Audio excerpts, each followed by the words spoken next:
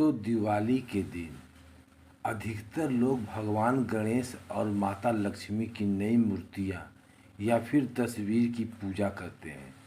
हिंदू सनातन धर्म से जुड़े हर घर में पूजा स्थल पर नई माँ लक्ष्मी भगवान गणेश की मूर्तियाँ या फिर तस्वीर दिवाली के दिन स्थापित की जाती है।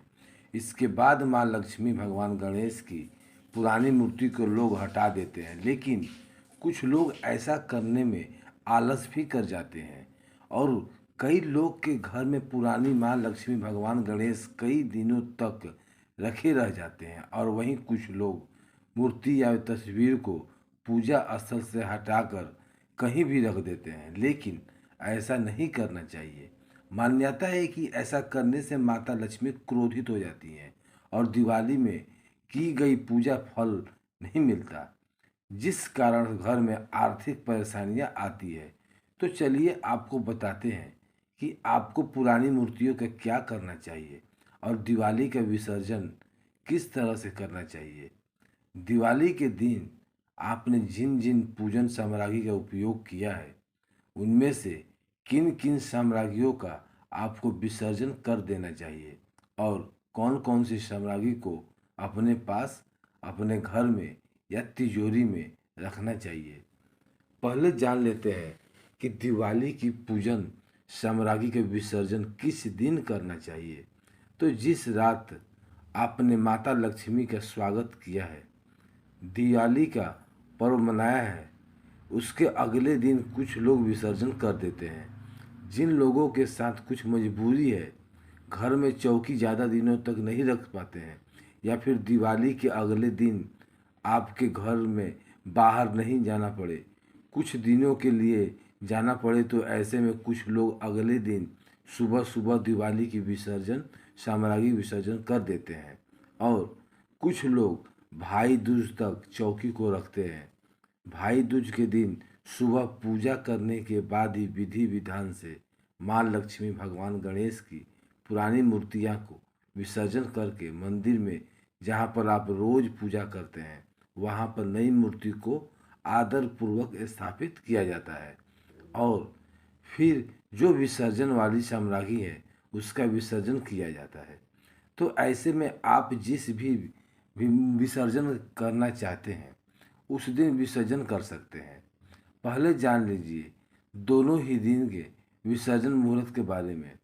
इस बार अमावस्या तिथि 2 दिन रहने के कारण 2 नवंबर शनिवार को सुबह 3:05 से लेकर 4:02 के बीच की दिवाली का विसर्जन किया जाएगा और दिवाली विसर्जन को बहुत सारी जगह पर दरिद्र खदेड़ना भी कहते हैं।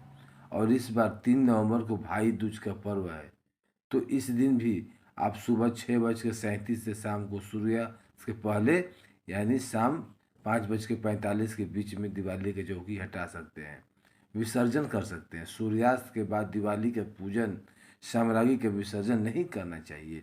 माता लक्ष्मी को प्रदोष काल और गोधूली बेला अत्यंत प्रिय है। इस समय में भी माता लक्ष्मी की मूर्ति का विसर्जन भूल कर भी नहीं करना चाहिए। ऐसा करने से माता लक्ष्मी क्रोधित हो सकती हैं।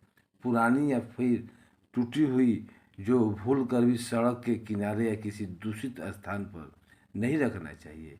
इसलिए सोच समझ कर विसर्जन के स्थान का आपको चुनाव करना है।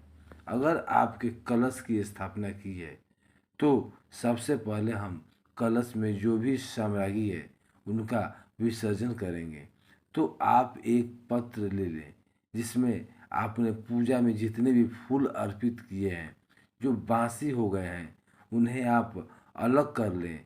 जो अक्षत आपने माता लक्ष्मी को या अष्टदल कमल बनाने के लिए उपयोग किए हैं, अक्षत चढ़ाए हैं, उन्हें आप अलग पत्र में रख लें, जिन्हें आप चिड़ियों या फिर गाय माता को डाल सकते हैं।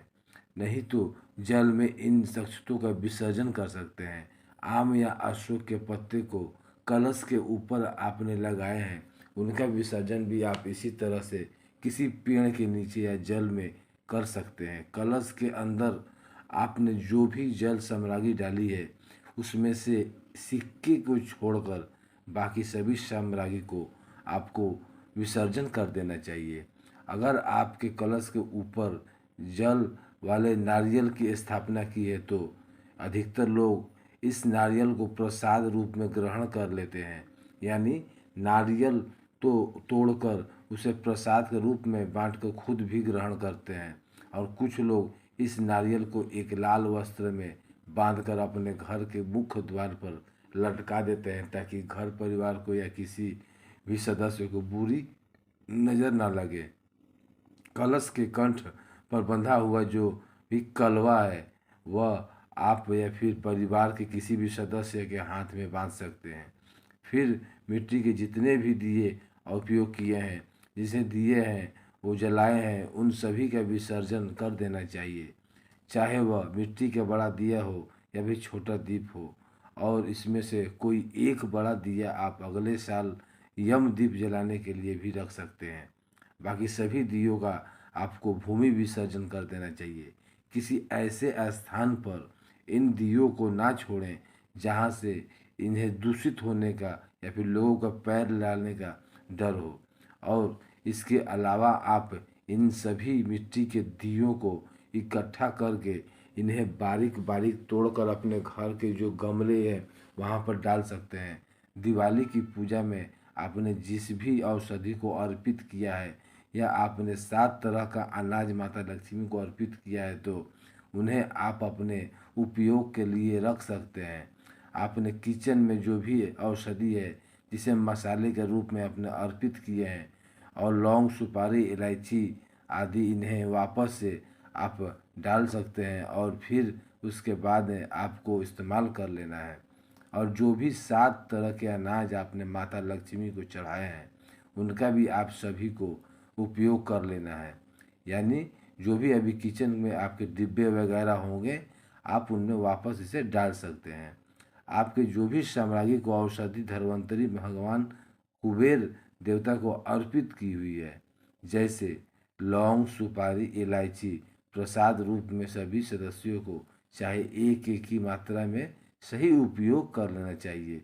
ऐसा करने से एक तो आप स्वस्थ और निरोगी बने रहेंगे, दूसरा यदि आप पर किसी निगेटिव एनर्जी असर है और किसी लोगों का बुरी नज़र जल्दी लग जाती है तो वह नज़र भी नहीं लगेगी। माता लक्ष्मी को अपने जो भी गोमती चक्र शंख कौड़ी अर्पित किए हुए हैं उन्हें आप फिर से वापस अपने घर में मंदिर में लक्ष्मी के चरणों में रख दीजिए। मिट्टी के एक दिए में या फिर किसी पात्र में रखकर आप उन्हें हर दिन पूजा कर सकते हैं। और या फिर आप इस तरह की सामग्री को जो पोटली बना करके उसमें आ सकती है उसे आप लाल वस्त्र में बांधकर या फिर थैली में बांधकर, जिसे धन की पोटली कहा जाता है, उनमें बांधकर आप अपने घर में रख सकते हैं। और जहाँ कहीं भी आप धन रखते हैं, जैसे कि आपके साबुत धनिया चढ़ाया होगा, हल्दी की गांठ अर्पित की होगी या आपने शंख को अर्पित की है, तो उनमें से आप थोड़ी थोड़ी भी सामग्री लेकर पोटली बना सकते हैं। साथ में पोटली में दक्षिणा जरूर रखें। जो मंदिर में आपने दक्षिणा चढ़ाई है उसमें भी आप धन की पोटली में साथ ही रख सकते हैं। अब यहाँ पर एक प्रश्न लोगों के मन में आता है कि हम हर साल मंदिर में, अपने घर के मंदिर में चौकी पर कुछ दक्षिणा चढ़ाते हैं, कुछ रुपए रखते हैं, तो उनका क्या करना चाहिए? वैसे तो आपको इन रुपयों को खर्च नहीं करना चाहिए और आपको हर साल इसी तरह से अपने घर की तिजोरी में इन रुपयों को रखना चाहिए। बहुत अधिक आवश्यकता पड़ने तो आप इन दक्षिणा से मंदिर की ही कोई पूजन सामग्री खरीद के ला सकते हैं, लेकिन इस दक्षिणा का आपको दान नहीं देना चाहिए, किसी दूसरे व्यक्ति को नहीं देना चाहिए। दान के लिए आप अलग से दक्षिणा दे सकते हैं। सजावट के लिए भी जो रंगोली आपने बनाई है, बियर गुलाल, उसे आप किसी वस्त्र की सहायता से इकट्ठा कर कभी चौकी के आसपास झाड़ू लगाकर जो भी सजावट की सामग्री है उसे नहीं हटाना चाहिए। वस्त्र से आप हटाकर उसे फिर किसी पौधे में या नदी में आपको विसर्जन कर देना चाहिए। जो भी खेल खिलौने बतासे फल मिठाई आपने दिवाली की पूजा में अर्पित किए हैं उन्हें प्रसाद के रूप में बांट देना चाहिए और खुद भी ग्रहण करना चाहिए। जो पान के पत्ते माता लक्ष्मी को या फिर भगवान गणेश को आपने भोग में अर्पित किए हैं उनका भी विसर्जन कर देना चाहिए।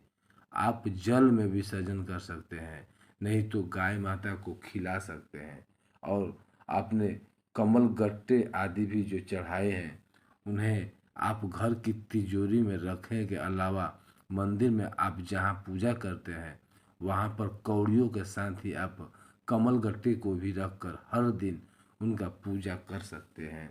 माता लक्ष्मी को श्रृंगार की साम्राज्ञी भी इसी दिन अर्पित की जाती है। तो श्रृंगार की साम्राज्ञी का आप यदि सुहागिन स्त्री हैं तो आप खुद उपयोग कर सकती हैं। कुछ को आप अपने परिवार में अपनी सासू माँ जैसे यानी कि जो बड़ी ननद या जेठानी उन्हें आप दे सकती हैं। बाकी की श्रृंगार सामग्री को आप किसी निर्धन सुहागिन स्त्री को दान में गिफ्ट में दे सकती हैं। अधिकतर विसर्जन के समय हम अक्षत चीढ़कर विसर्जन करते हैं। जो मूर्तियाँ होती है उन पर पहले अक्षत रखते हैं, उसके बाद में उनका विधि विधान से विसर्जन करते हैं। लेकिन दिवाली के विसर्जन में आपको माता लक्ष्मी के ऊपर अक्षत छिड़क विसर्जन नहीं करना चाहिए, क्योंकि हम दिवाली के दिन माता लक्ष्मी का आह्वान करते हैं ताकि वह हमारे घर में अस्थायी रूप से वास कर सके। कलशा की स्थापना अगर आपकी हुई है तो उसमें रखे हुए जल को आप अपने घर के हर कोने में हर दीवार पर थोड़ा थोड़ा छिड़क कर ध्यान रखिएगा। टॉयलेट बाथरूम की जगह पर पवित्र जल को कभी नहीं छिड़कना चाहिए। और उसके बाद थोड़े जल को मुख्य द्वार पर छिड़काव, छत पर बाहर अंदर हर आपको छिड़काव करने के बाद जो जल बच जाता है उसे अपने घर के किसी पवित्र पौधे के नीचे विसर्जन कर देना चाहिए। और अगर मिट्टी के कलश की स्थापना की है तो उसका भी विसर्जन कर दिया जाता है। धातु का कलश है तो उसे अगली बार की पूजा के लिए आप वापस से रख सकते हैं। अब कलश विसर्जन और जो भी पूजन सामग्री है, अक्षत आदि, इनका तो विसर्जन हम कर चुके हैं। अब बारी है मूर्तियों को हटाने की, यानी मूर्ति विसर्जन को। देखिए, बहुत से लोग दिवाली के दिन धातु की मूर्तियां खरीद लाते हैं। यदि आप धातु की मूर्तियों को पूज कर रहे हैं तो उनका विसर्जन आपको नहीं करना चाहिए। और अगर आप केवल मिट्टी की मूर्तियाँ खरीद कर लाए हैं और आपके मंदिर में पहले से ही पुरानी माँ लक्ष्मी, भगवान गणेश की मूर्तियाँ विराजित है तो सबसे पहले आप अपने घर के मंदिर में जो भी पुरानी मूर्तियाँ हैं उन्हें हाथ जोड़कर प्रणाम करें और अब तक पूरे साल भर में की गई पूजा पाठ में हुई गलती के लिए सच्चे हृदय से क्षमा मांगें। इसके बाद आप उन मूर्तियों को आदर सहित, प्रेम पूर्वक, सम्मान सहित अपने स्थान से हटा दीजिए। यानी माँ लक्ष्मी, भगवान गणेश जी को आप वहाँ से हटा दीजिए जहाँ पर आपने उसे विरासित कर दिया है। आप उन्हें किसी अखबार में लपेट कर या किसी पात्र में रख कर दे और उनके बाद में उन चौकी पर आपने जो ये नए लक्ष्मी जी, गणेश जी की मूर्तियाँ रखी हुई है जिनकी पूजा आपने दिवाली के दिन की है, अब उन्हें आप वापस से अपने मंदिर में रखें जहाँ पर आपने भगवान गणेश जी और माता लक्ष्मी की मूर्तियाँ पहले स्थापित की हुई थी। ध्यान रखिएगा, माता लक्ष्मी का स्थान भगवान गणेश की दाहिनी तरफ आता है। नई मूर्तियाँ को भी सम्मान और आदर से साथ अपने घर के मंदिर में विराजमान करना चाहिए। इस तरह से आप मूर्तियों का विसर्जन कर लेते हैं। हर साल मूर्ति का विसर्जन करना जरूरी नहीं होता है। अगर आपके मंदिर में केवल पोस्टर की पूजा की है, तस्वीर की पूजा की है, तो आप तस्वीर या पोस्टर को अगले साल के पूजा के लिए भी रख सकते हैं। उनका विसर्जन करना जरूरी नहीं है। तस्वीर अलग कट फट नहीं है, खराब हो गई तो पोस्टर यदि आप कट फट गया है अब उसका विसर्जन कर देना चाहिए। अब जो मूर्ति आपने पुरानी हटानी है उनका विसर्जन आपको विधि विधान से करना है। ध्यान रखिएगा, बहुत दिनों तक इन मूर्तियों को अपने घर पर रखने से पाप लगता है, दोष लगता है, माता लक्ष्मी क्रोधित हो सकती है। और इन पुरानी मूर्तियों को भी आप यदि यह मूर्तियाँ अच्छी अवस्था में हैं तब तो आप इन्हें अपने आसपास के किसी मंदिर में भी रख सकते हैं। ध्यान रखिएगा, पुरानी मूर्तियों का विसर्जन अभी भी सड़क के किनारे व पीपल का वृक्ष को वट वृक्ष हो जहाँ पर हो वहाँ नहीं करना चाहिए। ऐसा करने से आवारा पशु इन्हें दूषित कर सकते हैं या फिर मूर्तियों को लोग पैर में आ सकती है। जब भी आप इन पुरानी मूर्तियों का कहीं विसर्जन करने होते हैं और आप चाहें तो इन्हें आप पहले जल में प्रवाहित कर सकते हैं। इसलिए कभी भी आप मूर्ति दिखाई देंगे तो सबसे पहले तो आपको इस बात का ध्यान रखना चाहिए कि वह ईडो फ्रेंडली जल में आसानी से घुल जाए ताकि जल भी दूषित ना हो और मूर्तियों का विसर्जन भी ठीक से हो जाए। या तो आप इन मूर्तियों का विसर्जन अपने ही घर में किसी खाली बाल्टी या फिर टब में रख कर सकते हैं। जब मूर्तियाँ जल में अच्छी तरह से घुल जाए तब उन्हें जल को अपने घर की क्यारी में गमले में डाल देना चाहिए। ऐसा करने से भी विसर्जन अच्छी तरह से हो जाता है। या फिर इन मूर्तियों का आपको भूमि भी विसर्जन कर देना चाहिए, यानी किसी साफ सुथरा स्थान पर आपको इन मूर्तियों को गड्ढा खोद कर दबा देना चाहिए। जो भी आपने भगवान गणेश की जो कुबेर देवता को या धन्वंतरी भगवान को जनेऊ अर्पित किया है या कलवा अर्पित किया हुआ है या फिर आपने अगर किसी सुपारी में कलवा लपेट कर भगवान गणेश जी या फिर भगवान धन्वंतरी का भाव करके उनकी पूजा की है तो उनका भी विसर्जन आपको कर देना चाहिए। पूजा में आपने जो भी सुपारी का उपयोग किया है उनका भी विसर्जन आपको कर देना चाहिए। इस तरह से विधि विधान से मूर्तियों को हटाने के बाद जो भी चौकी आपने स्थापित की है उसके ऊपर जो आपने वस्त्र बिछाया है उसे धोकर अगली बार की पूजा के लिए रख लें। चौकी को भी आप अगली बार की पूजा के लिए रख लें। जो भी सजावट आपने फूलों या रंगोली से की है उस वस्त्र की सहायता से साफ कर लें। जो भी फूल है आप उन्हें भी नदी में या जल में बहाने के जल विसर्जित कर दें। इसी तरह से अबीर गुलाल को भी आप किसी खाली जगह पर किसी गमले में आदि में डाल सकते हैं। इस तरह से दिवाली की पूजन सामग्री के विसर्जन किया जाता है। आपने जो लाल चुनरी माता लक्ष्मी को अर्पित की हुई है उसे आप अपने घर के मुख्य द्वार पर बाहर की तरफ गेट के हैंडल पे बांध सकते हैं।